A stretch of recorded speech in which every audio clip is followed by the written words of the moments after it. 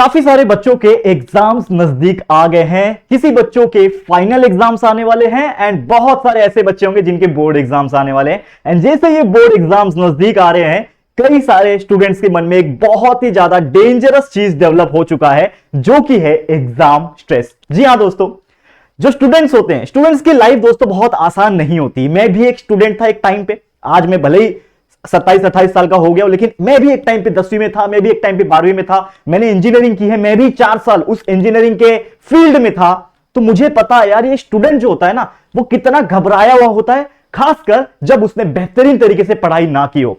तो काफी सारे बच्चे जो हाल ही में मुझे कमेंट किया कि सर थोड़ा सा टेंशन आ गया है, कुछ बच्चों का तो ज्यादा ही टेंशन आ गया है, तो क्यों ना आप एक वीडियो बना के दो जिसमें आप कुछ बेसिक लाइफ लेसन दे दो, या फिर कुछ तो ऐसा चीज बता दो जिससे हमारा जो बोझ है, जो एग्जाम का स्ट्रेस है, वो एटलीस्ट थोड़ा तो कम हो सके। तो दोस्तों आप लोग ने डिमांड किया और मैं वीडियो ना लेकर आऊं, ऐसा हो नहीं सकता। तो दोस्तों आ जाते हैं आज एक बार फिर से, जिसमें आपको एक बेहतरीन चीजें बताने वाला हूं, जिसकी वजह से शायद आप लोग का जो थोड़ा बोझ है ना, जो टेंशन, जो स्ट्रेस डेवलप हो गया है ना, वो थोड़ा सा कम हो सके।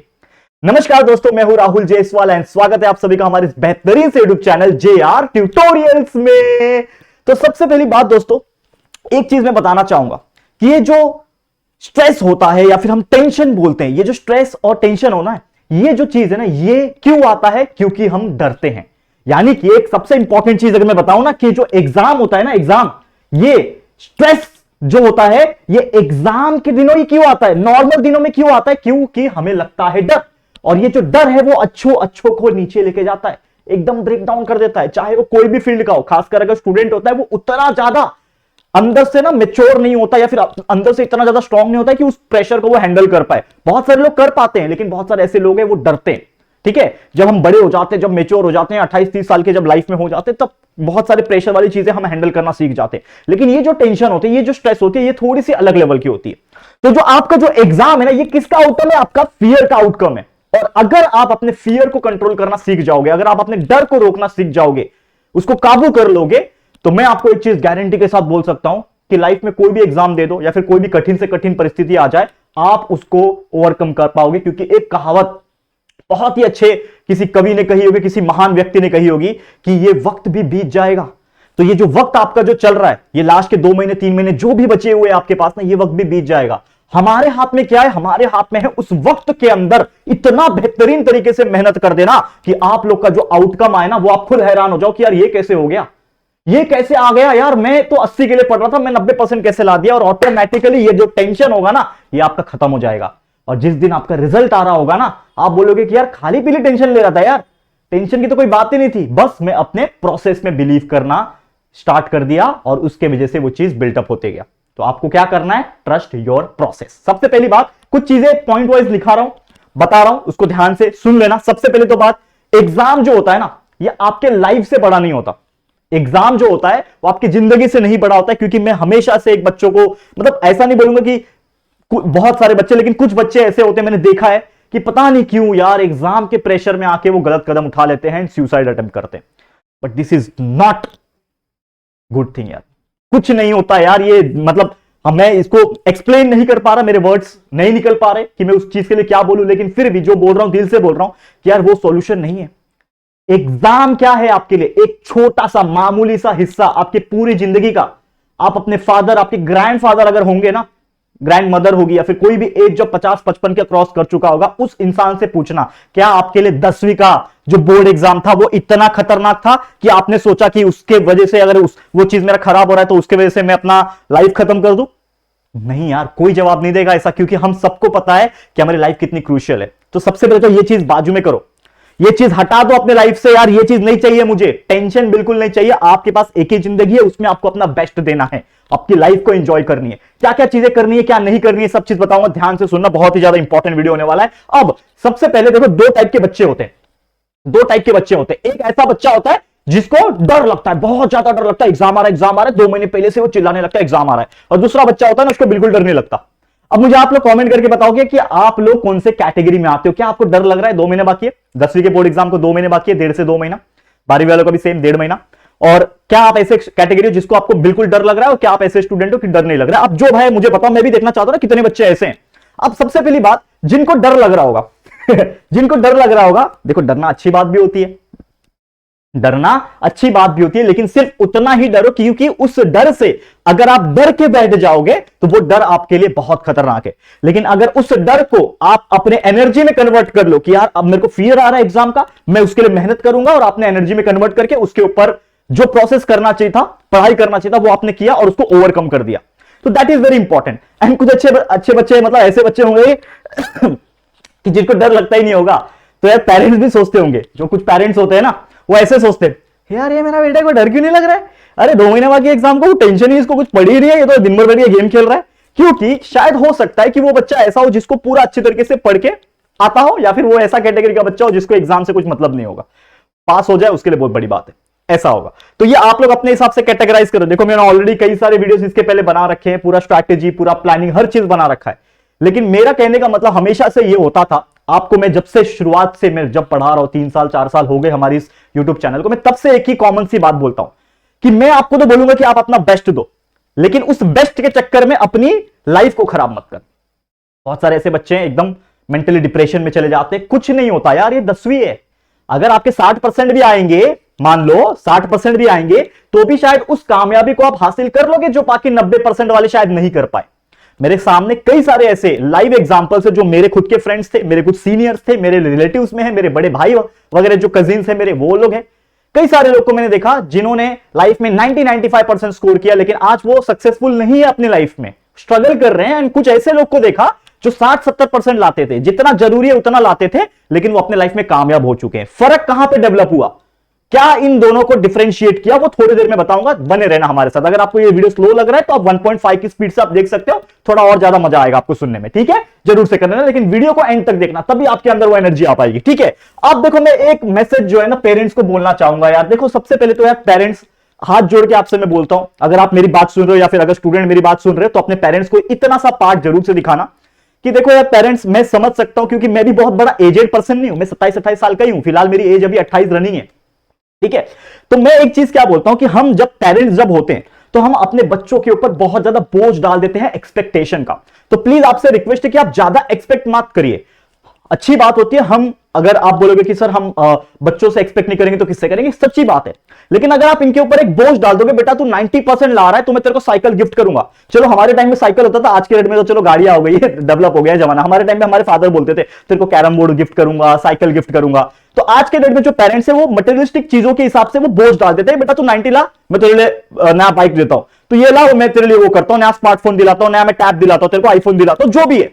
ये बोझ मत डालिए, आप उनको ऐसा बोलिए कि अगर बेटा तू 90% ला रहा है ना तो तू जो मांगेगा वो दूंगा, लेकिन अगर बाई चांस तेरे कम परसेंटेज आ रहे हैं, 60 आ रहे हैं, 70 आ रहे हैं, या फिर बाई चांस तू किसी कारणवश फेल हो गया ना, तो भी तू चिंता मत करना, तेरे पप्पा यहां पे खड़े, तू टेंशन मत लेना। लाइफ बहुत बड़ी है बेटा, लाइफ बहुत ज्यादा बड़ी है, और उस लाइफ में ना ये ऐसे ना जो फेलियर्स है ना, छोटे छोटे फेलियर्स वो आते रहेंगे, लेकिन ये छोटा सा फेलियर आपकी पूरी लाइफ को डिटरमाइन नहीं करता। आपकी लाइफ बहुत बड़ी है, अनगिनत मौके मिलेंगे आपको अपने आप को साबित करने के, और लाइफ में सिर्फ एक बार अपने आप को जब साबित कर लोगे ना तो वो कामयाबी अपने आप हासिल हो जाएगी। कई सारे ऐसे लोग हैं, मैं कल एक छोटा सा ब्लॉग पढ़ रहा था, आई नो मुझे नहीं पता कि वो कितना 100% सच है, लेकिन वो ब्लॉग मैं आपको बताता हूं कि यार अमिताभ बच्चन लगभग 58 जो ईयर होता है उनका, 58 साल की उम्र में वो थोड़े से ना परेशान हो गए थे, उनके पास फाइनेंशियल कंडीशन थोड़ी सी उनकी डिस्टर्ब हो गई थी। 58 साल की उम्र में, सोचो एक्टर, कितने महान एक्टर, 58 साल के जब थे तो उनकी फाइनेंशियल थोड़ी गड़बड़ हो गई थी, उनके पास ज्यादा पैसे नहीं बचे थे, लेकिन उनके बाद से उन्होंने और मेहनत किया। केबीसी आपको एक पता होगा, करोड़पति वाला शो, उनमें आए, और भी कई सारे फिल्म के ऑफर हुए, और आज उनकी एज लगभग 80 के आसपास होगी, ऊपर ही होगी, लेकिन आज उनकी जो नेटवर्थ है वो करोड़ों में है, मतलब 100-500 करोड़ नहीं, हजारों करोड़ में। तो आप देख सकते हो कि उन्होंने 58 साल की उम्र में हार नहीं मानी।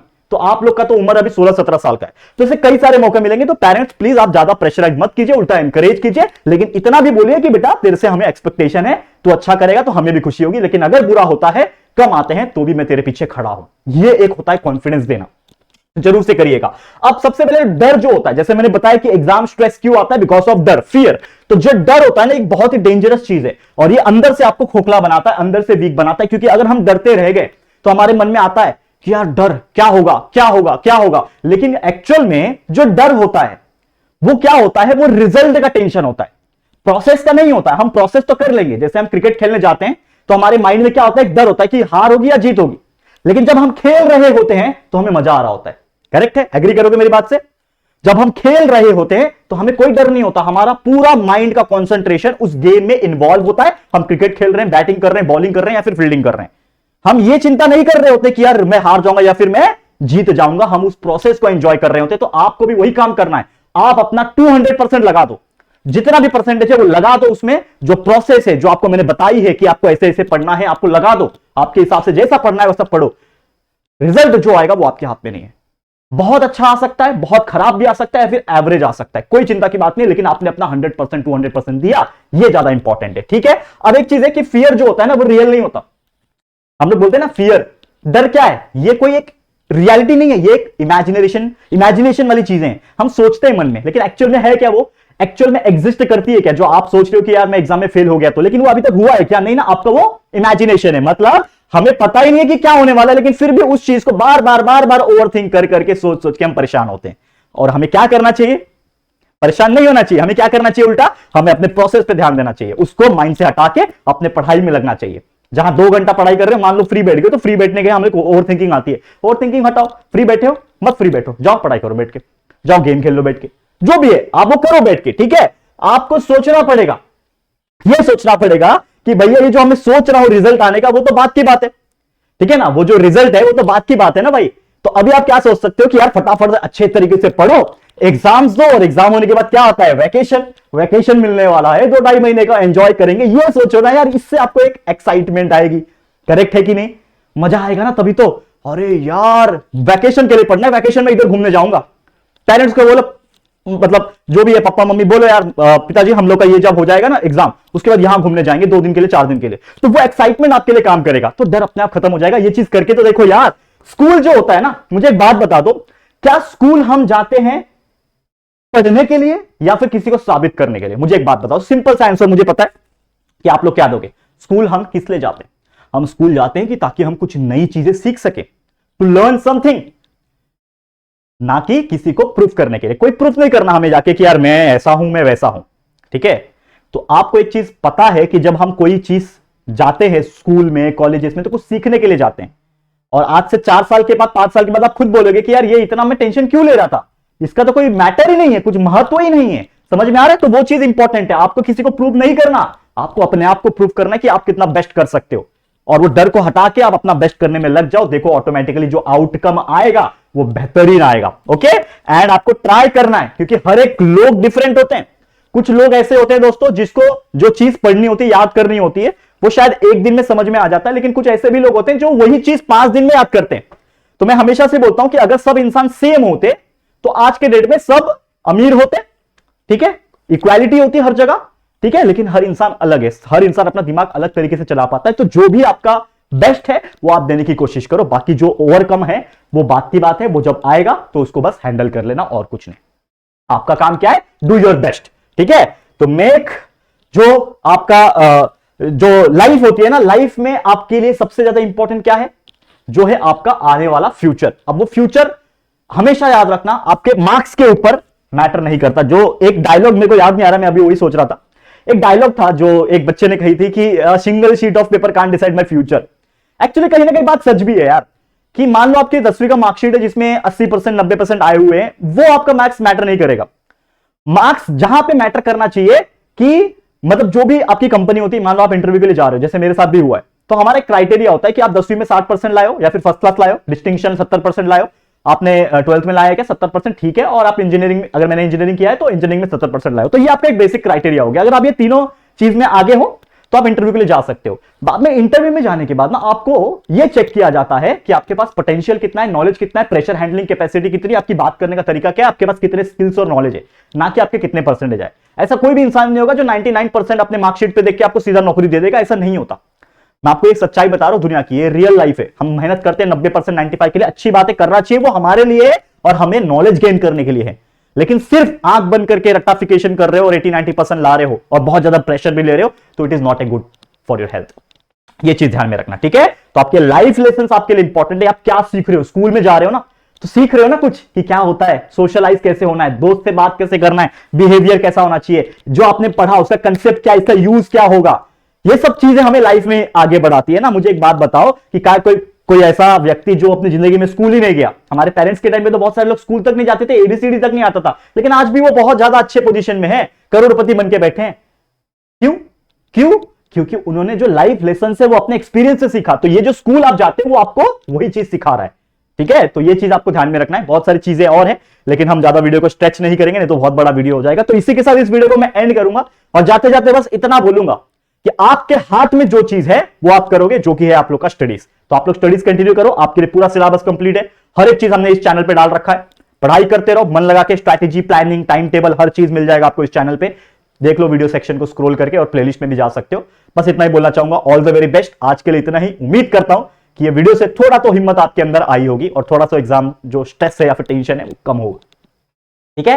तो ये वीडियो पसंद आया होगा तो प्लीज इस वीडियो को लाइक कर देना है, शेयर करना अपने सभी दोस्तों के साथ, जितना हो सके शेयर करना, हर एक बच्चों को, कैटेगरी को, ठीक है? और फर्स्ट टाइम चैनल पे आए तो फटाफट से हमारे चैनल को सब्सक्राइब करके बेल आइकन को प्रेस कर देना, ठीक है दोस्तों? तो चलो जल्दी मिलेंगे फिर एक और न्यू वीडियो में। तब तक के लिए thank you and good bye.